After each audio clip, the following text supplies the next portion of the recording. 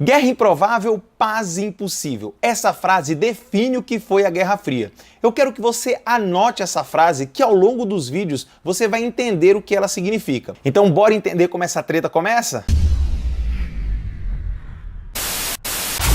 Já no fim da Segunda Guerra Mundial, começaram a ficar evidentes as grandes diferenças entre os Estados Unidos e a União Soviética, que durante a Segunda Guerra Mundial foram aliados. Essas diferenças giravam principalmente em torno da ocupação do território da Alemanha. Haja vista que Estados Unidos e União Soviética defendiam sistemas político-econômicos antagônicos, o capitalismo no caso dos norte-americanos e o socialismo no caso dos soviéticos. É dessa rivalidade que nasce a Guerra Fria. Mas por que o nome Guerra Fria?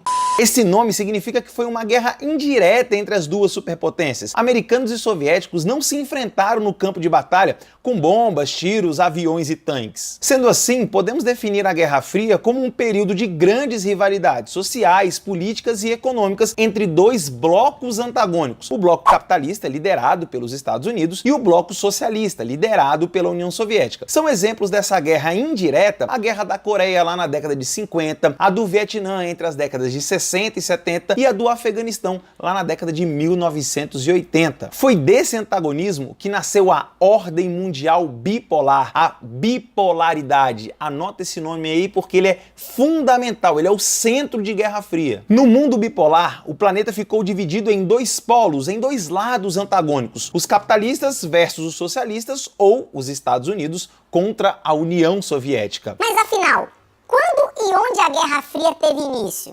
Não existe uma data específica para o início da Guerra Fria. Muitos autores vão divergir em relação a essa data de início. Alguns dizem que o início foi lá na Conferência de Potsdam em 1945. Já outros atribuem as bombas atômicas de Hiroshima e Nagasaki também em 45 como a provável data, ou até mesmo o desenvolvimento das bombas atômicas da União Soviética somente em 1949. Bom, como não há um consenso sobre isso, eu costumo dizer que a Guerra Fria teve início logo depois da Segunda Guerra Mundial. Fala desse jeito que aí você não erra. Com o início da Guerra Fria, os Estados Unidos e a União Soviética passaram a se fortalecer através de alianças com outros países. Dessa forma, a Guerra Fria caracterizou-se por ser um conflito onde o grande objetivo era espalhar para o maior número possível de países o sistema político e econômico defendido pela União Soviética ou pelos Estados Unidos. Sendo assim, vendo a fragilidade da economia capitalista, principalmente nos países europeus que haviam sido destruídos com a Segunda Guerra Mundial,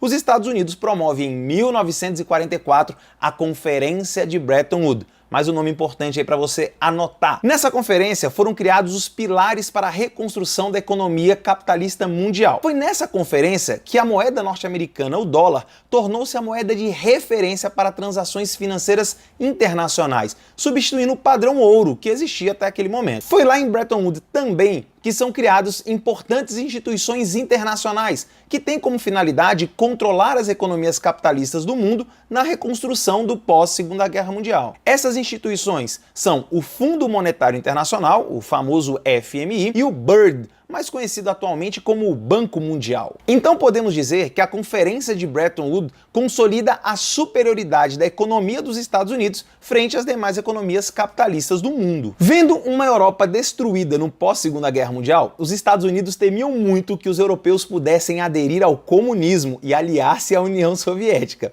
Foi nesse contexto que o presidente norte-americano Harry Truman cria o que ficou conhecido como a Doutrina Truman, que consistia em uma política internacional de contenção do avanço do socialismo pelo mundo. A principal vertente da Doutrina Truman deu-se no setor financeiro, com a criação do Plano Marshall. Criado pelo general e secretário de Estado George Marshall, o plano consistia em conceder grandes empréstimos para países europeus se reconstruírem da Segunda Guerra. Com essa iniciativa, os Estados Unidos garantiam sua influência nos países da Europa Ocidental. Uma versão do Plano Marshall também foi implementada na Ásia, no entanto lá o nome foi Plano Colombo. Querendo manter a integridade territorial e política do bloco capitalista, foi criado pelos Estados Unidos a OTAN, a Organização do Tratado do Atlântico Norte, uma aliança militar de defesa mútua entre os países capitalistas, onde qualquer ataque sofrido por um país membro da organização seria considerado um ataque a todos que juntos iriam retalhar. Outra organização americana que merece grande destaque é a sua principal agência de espionagem, a famosa CIA, que significa Agência Central de Inteligência. A espionagem foi amplamente utilizada durante toda a Guerra Fria por ambos os lados. Para fazer frente aos Estados Unidos e aos países capitalistas, a União Soviética criou organizações semelhantes às criadas pelos norte-americanos. No campo financeiro foi criado o Comecon, o Conselho para Assistência Econômica Mútua, uma espécie de plano Marshall, só que para os países comunistas aliados da União Soviética. No campo militar foi criado o poderoso Pacto de Varsóvia, que consistia em uma aliança militar de defesa mútua entre os países comunistas e tinha um funcionamento semelhante ao da OTAN. Já no campo da espionagem foi criada a temida KGB, sigla que significa Comitê de Segurança do Estado. Aliás, o atual presidente da Rússia, o Vladimir Putin, foi um agente da KGB. Perceba, as ações executadas por Estados Unidos e União Soviética eram espelhadas, ou seja, tudo que um país fazia, o outro fazia igualzinho, já que ninguém queria ficar para trás nessa história. Veja que até agora eu não falei de nenhuma batalha onde americanos e soviéticos tenham se enfrentado um atirando no outro. Por isso o nome Guerra Fria, um conflito que foi travado muito mais no campo ideológico do que de fato nos campos de batalha. Então é isso, galera, chegamos ao fim aí do nosso primeiro vídeo com conteúdo de Guerra Fria, onde nós abordamos os principais eventos e instituições que foram criadas. Olha só, se você gostou desse vídeo aí, não deixe de se inscrever no canal, se não for inscrito, ative as notificações e, se possível, deixe um comentário, um like e me segue nas redes sociais. Próximo vídeo já vai começar aí, hein? Terceiro vídeo aí da nossa playlist, fica ligado.